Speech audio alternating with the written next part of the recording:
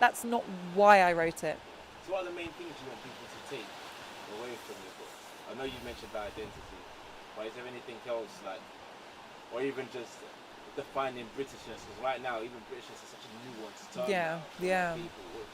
Yeah, what I want people to take away from my book is an understanding that race is a construct that affects all of us. I want white people to understand whiteness, or to go on a journey to unpicking whiteness in the same way I hope black people, people of African heritage, will analyse blackness as a construct and a reality. I want people to stop saying they don't see race, because it's not true. Everybody sees race. And also, even if you aren't racist, you live in a racialized reality and you enjoy white privilege as a white person. And I think that's a really important thing to say, and it's complicated. So, you know, one critique that people often raise to me is that white working class people don't enjoy white privilege because they are suffering deprivation.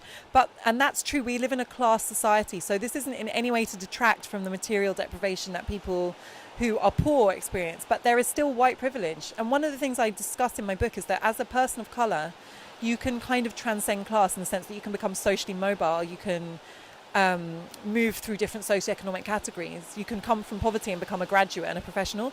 You will still find racism. Racism is pervasive, and that's why it's important to talk about class, but it's not a substitute for analysing race.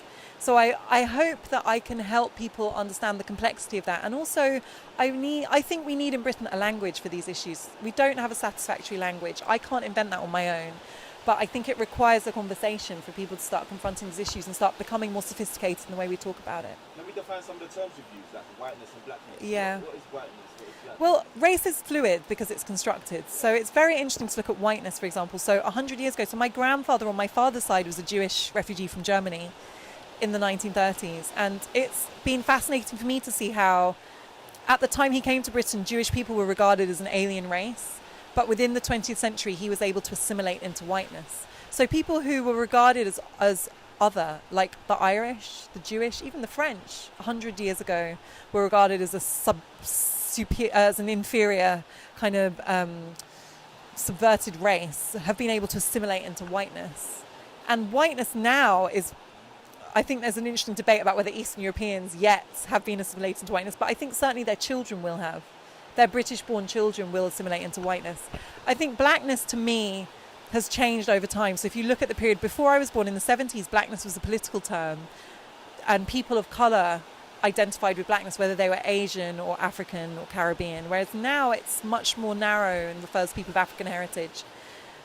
Yet people of colour, whether Bangladeshi or Caribbean or African, still experience similar types of exclusion and structural racism. But then even within that, you know, if you look at broadcasting, which is my field, I'm a journalist and a broadcaster, people of South Asian heritage are disproportionately overrepresented in some areas of broadcasting, whereas people of Black, African or Caribbean heritage are underrepresented. So the idea that as BeAME people we're this kind of block, and I really go at this phrase BeAME in my book, I'm not happy with it, and I think it's too simplistic. It lumps people of wildly different backgrounds together, and also people who don't have a sophisticated understanding of race and identity abuse it. So for example, people have said to me, as a BeAME person, how do you feel about this? You know, and I'm like, BeAME is not I don't wake up in the morning and look in the mirror and see a BeAME person looking back at me. It's not my identity. It's a political term that was invented for the purposes of collecting data. It's not who I am. And I think that until we become more sophisticated in our thinking about identity, whatever words or acronyms we invent are going to get abused. Another one I've had is like, as a diverse person, what do you experience? And it's like, diversity is not an identity. I am not a diverse person. In the world, I'm part of a majority. Yeah. I am not a diverse person. What you mean is that in the institutions in Britain that have excluded people of colour, adding me adds diversity. That is not the same as me being, that is not who I am. I'm not a diverse person. What does that mean? It doesn't mean anything. And that is a great example of the ways in which we are not sophisticated in Britain. We haven't done the work. We've just been in total denial about the fact even that these issues exist. And actually that's one of my great frustrations, because these issues exist everywhere in the world. But other countries are now having a conversation about how to start unraveling their decades and centuries of structural unfairness on race. In Britain, we're still having an argument about whether we need to have an argument. We are so far from doing the work. We're still debating whether the work needs to be done. And that is very frustrating because it means people like me or you going into a space and having to justify the fact that our lived experience is different to that of the white majority. And it's very exhausting because you have to draw so heavily on your personal life to explain the fact that something far bigger than you exists. Do you feel yourself justifying your blackness sometimes, or your mixed heritage, your blackness but having a mixed heritage?